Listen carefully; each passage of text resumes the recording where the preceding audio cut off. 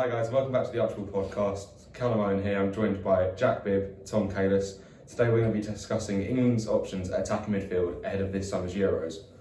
After narrowly avoiding the ESL and the threat of bans, we have narrowed the list down to 4 players: Phil Foden, Jack Grealish, Mason Mount and Jesse Lingard. So, without further ado, Jack, Phil Foden. Phil Foden, youngest of the lot, Yeah. but I'd say he's probably definitely got the highest ceiling, and if not, he's potentially one of the best of them already. I'm personally a fan of one that we'll get to, I'm sure, in a minute. But Foden's killing it for City right now, and he's on the top of his game. And I reckon he's one of City's best players, which is saying something considering the amount of talent they have in there. But he's unreal, and a good thing is he's left-footed, and I think England sort of lack left footers. Obviously, it's just nice to have that on set pieces, and he takes set pieces sometimes for City when De Bruyne's not. So I think, I think he's got a good case. I think Southgate likes him. He's played quite a few games for Southgate so far. I know when he was first introduced into the squad, he had his issue with Greenwood, but then I think he then reselected Foden and not Greenwood, so it shows that he quite likes to have him in there. And going back to the September games and November games, Foden played a lot of them, and I'm pretty sure he scored a brace against Iceland. So no, for that reason, I think he could definitely start for Southgate. Yeah. I'll jump into some stats. Six caps for England, 2 goals scored. So for 43 games for Manchester City this season, scoring 14 goals and assisting 9 across all competitions, which is good stats for a young player in his first full season, I'd say, playing every game. Yeah. So, Tom, what do you think of Phil? Obviously, being a City fan, watch him every week. He's top player, and I'd definitely say one of England's best players ability-wise, and the fact that he's 20. Yeah, the fact that he's 20 is ridiculous. And like Jack said, Southgate likes him, which is good, because Southgate has some dodgy choices on quality players, like for example Trent. We all know he's good, he doesn't like him, but the fact he likes him is good for England. So yeah, baller, I'd pick him, but obviously it's just up to whatever Southgate does and whether he wants to play him on the wing or in the middle. But like Jack said, left-footed, good to have in that left inside pocket, linking up the play. So offers 2 positions, a bit like someone else will mention later. But yeah, he's obviously a quality asset to have and guaranteed to be there. Whether he's guaranteed to start, obviously, is up to the manager. But I'd have him starting. Whether that's bias or not, I don't know. But he'd start for me 110%. I'll stop you right there. Another player who could play on the wing or in an attacking midfield position for England is Jack Grealish. Yeah. 5 caps. He's had 23 games for Villa this season, assisting 12 all in the Premier League, which would be towards the top of the rankings, with 7 more goals. So what do you guys think of him, Jack? I think Grealish, again, has played really well since he came into the England team. He started off Southgate not playing him, and obviously he should have been playing, but then he then got his minutes against, I think he played against Ireland or Wales or someone. I think we won 3-0, and I'm pretty sure in those back-to-back matches, he got both the man of the matches. Ireland and Belgium. Belgium, did that flick over. I think he was man of match in back-to-back games. I think since then he then had the trust of Southgate, and I think Southgate wanted to play him. But then obviously last international break he was injured, so he's had a bit of an injury, and that's kept him out. Grealish is probably my favourite out of a lot of them. I think just because I just think he's just fearless. He just runs at players. He doesn't care who it is. He'll run at them, and I think England needs someone to carry the ball. And for Foden's like that as well. I just think Grealish is slightly more filled out and maybe just more adept for international football, so that's the reason that I'd probably play him. I'd like him as a 10, but I think he'll probably play out on the wing just to accommodate some other players in midfield. And Tom, what do you think? Just reiterating what Jack said, really. I think him and Foden are the best out of the 4 we're going to mention, ability-wise. Anyway, I don't think they'll both play. Probably not, but they're definitely 2 best. I think Grealish is one of the better players in the squad, ability-wise. It's just whether he fits the system. Like Jack said, well, I'd like him in a 10 as well, but I don't think he'll play there just because he'll have to fit in other players. But yeah, quality player, and it's just mad the fact that how many games has he played for England? 5? He's only 5, yeah. Yeah, it's mad. He's 24 and he's only played 5 games for England.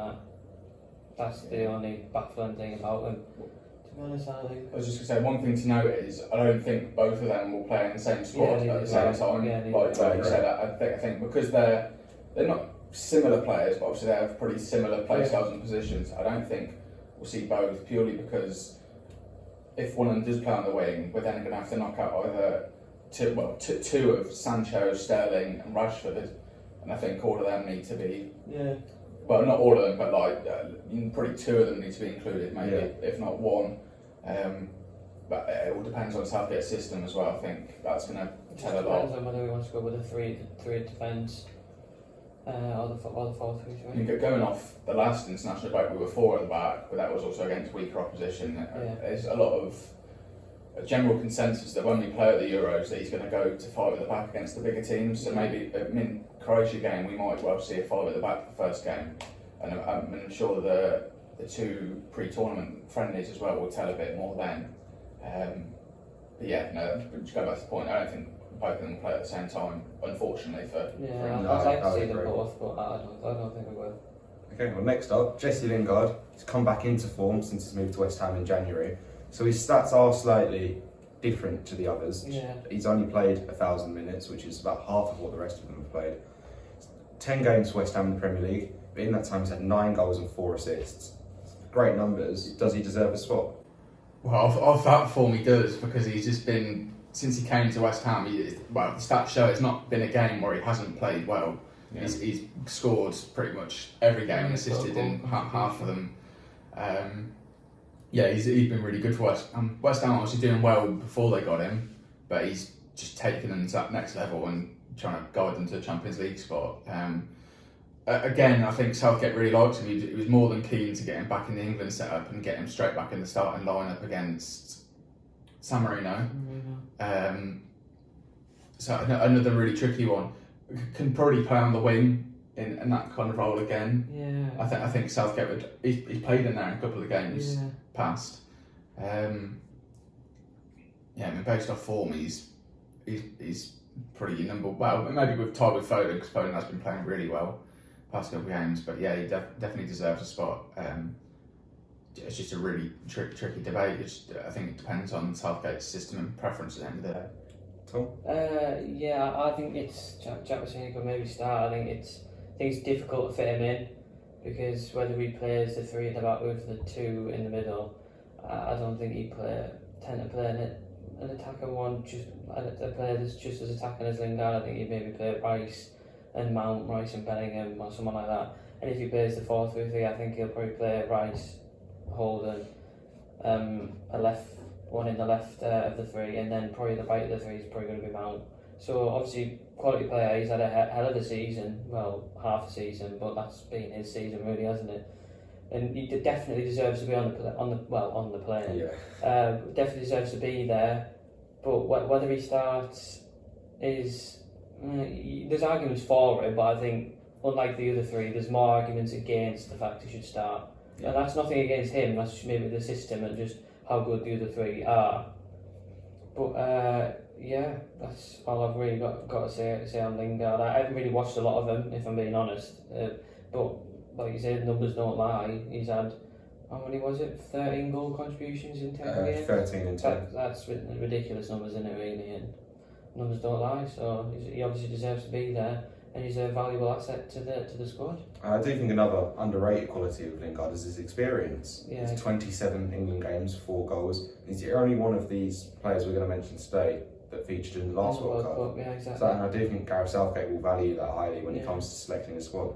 He said, didn't he, that he sort of knows his team and experience is going to be important. And like you said, he's the only one that was in the Russia World Cup run, and that will help him, obviously. Yeah.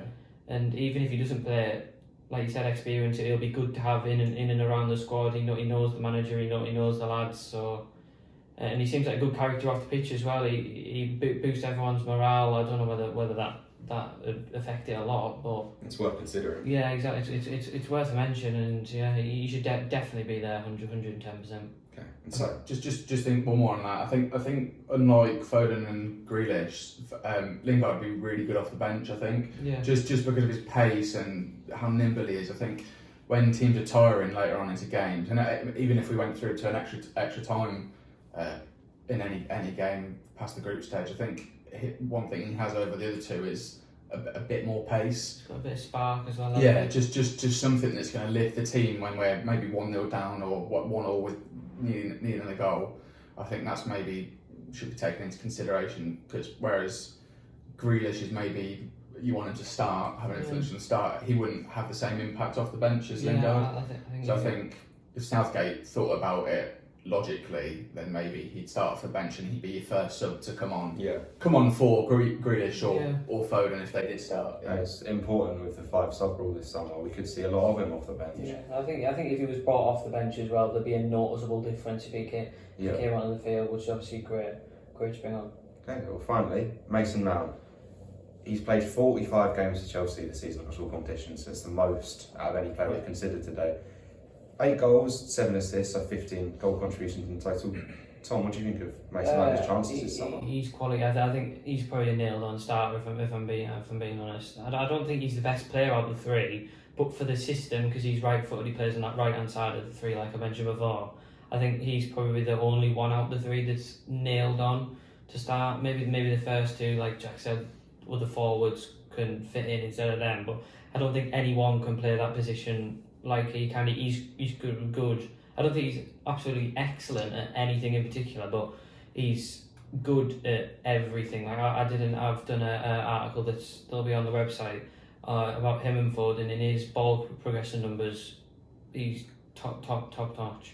So yeah, if we need a team in a counter attack, like I said before, if we play the 3 at the back, where we'll probably look to counter attack, he'd be great in the 2. He'd be great in the 3, and I think, like I said, he's probably one of the only ones out of the 4 that is nailed on. Well, for me anyway, that I'd definitely start. Jack? Yeah, I think he's nailed on because, unlike the rest of them, he's got that defensive capability. Yeah. And he's not like the best defender, but his work rate and, as you say, his ability to then progress the ball forward is something that balances the midfield. And obviously, before this season, obviously it was going to be Rice, Henderson, and someone else in there. And you want to have that balance, and by having him in there, you've got a really nicely balanced midfield, and I think that's really important.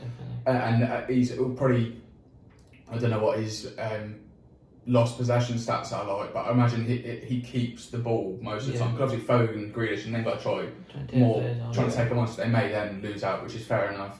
But he's going to keep the ball, so especially in those games against Spain, Italy, teams that want to keep the ball. When we get the ball, we need to make it count. We need to make it count. Yeah, we need to keep it, make it stick. So I think he's perfect with that. I think he's been brilliant this season. He had a lot of stick, just from Twitter fans at the start of the season, but I think he's certainly proved them wrong. His attacking numbers aren't as good as the others, but as I say, I think that's because he plays a slightly different role to the rest of them. But I think Frank Lampard loved him. Thomas Tuchel now loves him. I think he's Chelsea's best player by a country mile.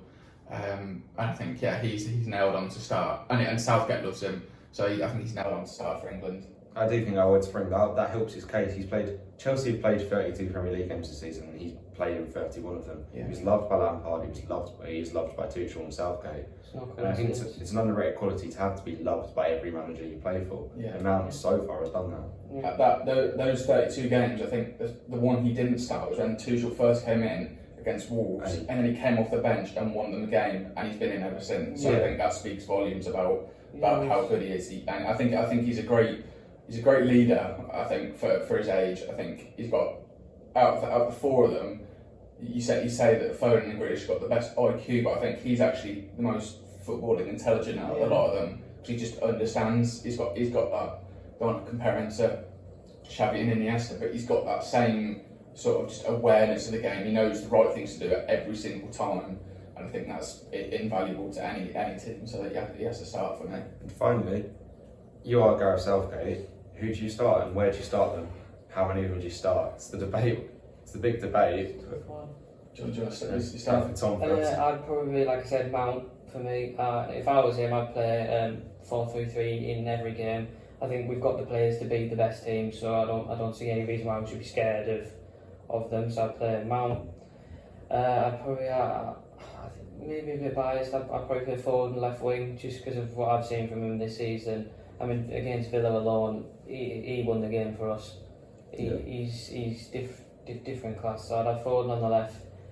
And I'd like to think Grealish on the right, but I was looking before on Transfermarkt, and he's never played right wing this season, so I don't know whether it's worth playing him there for the first time in a tournament.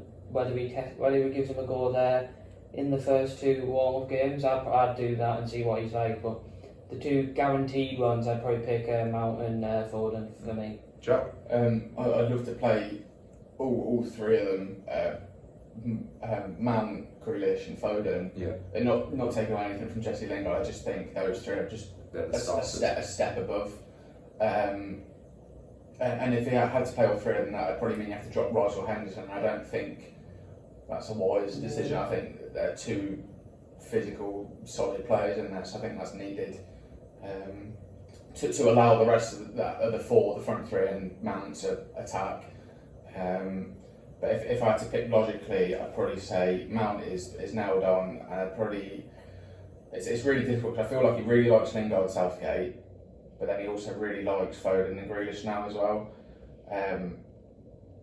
It's really difficult to call. In my opinion, I'd play Grealish off the left and Mount as that right centre mid, and then I'd have Foden and Lingard come off the bench, and obviously that 5-sub rule really helps that. And I think them 2 are the best ones to come off the bench as well. They have the most impact. You make a double change of Foden and Lingard, and if the game's flat, it'd be 100 miles per hour in no time. So yeah, I'd go with those 2, Grealish and Mount. Okay, well, we've settled the debate. Yeah. Alright, so that wraps up this episode of the ArchBall podcast. Don't forget to support the channel, support the Twitter, the website, the Instagram. Thanks for watching.